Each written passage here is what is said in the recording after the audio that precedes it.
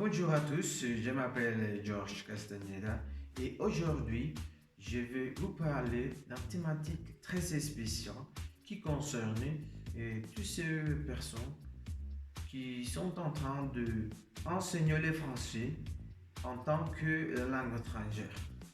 Premièrement, je vais vous parler de ce qui concerne les moyens d'apprentissage du français comme FLE, oui, ça veut dire que langue étrangère, en touchant les principaux vecteurs de l'apprentissage de la langue.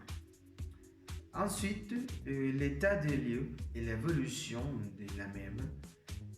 Et finalement, les numériques, la technologie, les facteurs technologiques quand on parle de l'enseignement de la langue. Tout d'abord, le français est la deuxième langue apprise autour du monde après l'anglais.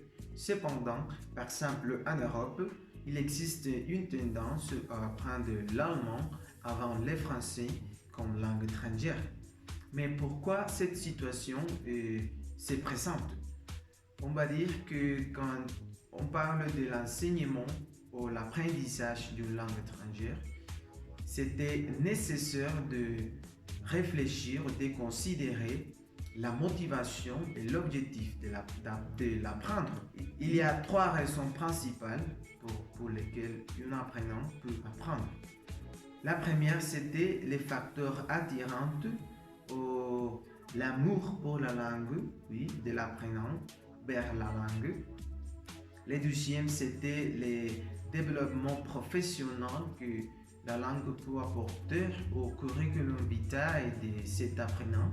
Et finalement, les facteurs pratiques que la langue a, oui, tenant compte que c'était un véhicule ou une deuxième ou troisième forme de voir ou de regarder la vie comme telle. On parle de la partie internationale de l'enseignement de français.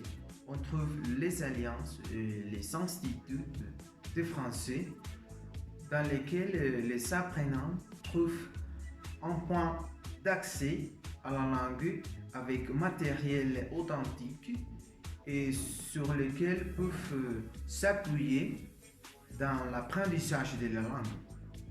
Cette institution, établissement, sont chargés de la diffusion et l'enseignement de français, donnant aux apprenants l'opportunité d'avoir des professeurs originaires de la France ou francophones et la possibilité de certification, soit les DELF ou les TCF ou des diplômes français professionnels et aussi le développement des compétences linguistiques, soit la production, la compréhension à l'oral ou à l'écrit. Avec plus de 125 millions d'apprenants autour du monde, parmi lesquels 49 millions apprennent le français comme langue étrangère, on trouve en 59% des apprenants en Afrique, Afrique subsaharienne et l'Océanie, et en 29% en Europe, en Asie, et finalement en 13% en Amérique et les Caraïbes.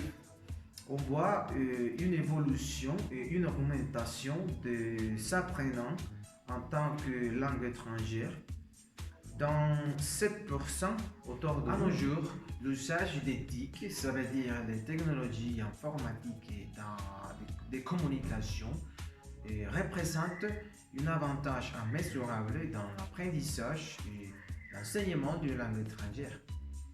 Dans ces cas, je veux me centrer sur TV5 Monde et Franc-Parler OIF, du site multimédia interactif sur Internet, donnant des sous-titres et des ressources des contenus authentiques, culturels et interculturels français pour tous ceux qui veulent apprendre le français, principalement pour les enseignants en lui donnant des ressources, des fichiers pédagogiques et des vidéos, tout d'abord authentiques et gratuites pour une diffusion internationale complète et à l'accès de n'importe quelle personne, n'importe. En conclusion, on voit comment le français, chaque fois, est plus attirant pour les personnes du monde et la majorité qui se trouve en Afrique avec une augmentation considérable de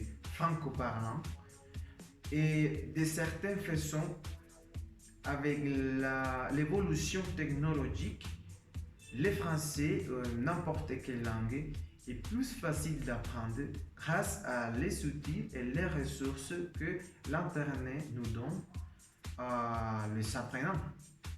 Bien sûr, tout dépend des raisons et l'objectif de pourquoi apprendre une nouvelle langue.